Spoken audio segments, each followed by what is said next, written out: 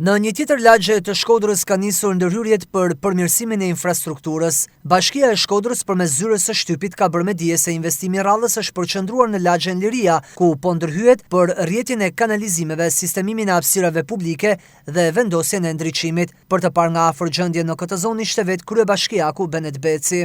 Është absolutisht lagja që nuk është vënë dorë totalisht për shumë vitesh dhe ka një problematikë komplekse. Por sot kemi fillu punën drejt për drejt në radhë parë me kanalizimet. Problemi i ujrave, i shirave, i përmbytjeve që ndodh gjithë lagjen është evident, të gjitha kanalet janë bllokuara. Sot ndërmarrja aksioni shërbërbashkët me ndërmarrjen e ujësillcave, me ndërmarrjen e bashkisë dhe me komunitetin, të cilët janë gatshëm të bashkëpunojnë. Dhe sot ka filluar një aksion për pastrimin e gjithë kanaleve të ujrave të bardha dhe njëkohësisht sistemin mimin e disa kanaleve të ujrave të zeza. Është një problem tjetër që kemi këtu me hapësirat publike, është evidente sapo hyn Shkodër, krahun e djathtë, e gjithë kjo zonë e cila ka nevojë absolute për një rregullim, prapë me ndërmarrjen e bashkisë dhe me bashkëpunimin e komunitetit, do ta rregullojmë hapësirën, do ta sistemojmë.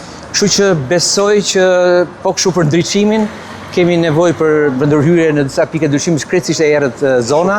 Janë disa ndërhyrje bazike të nevojshme që përfaqësuesi i komunitetit Kydreti dhe ato na e paraqitën, edhe mendoj që është një punë e mirë që të kemi filluar që sot që ta bëjmë. Lagja e Liria është një prej pikave kyçe pasi është prezantimi i parë që çdo turist vendas apo i huaj ka me Shkodrën, pasi ballafaqohet me këtë pamje si port hyrëse e kryeqendrës së Veriut.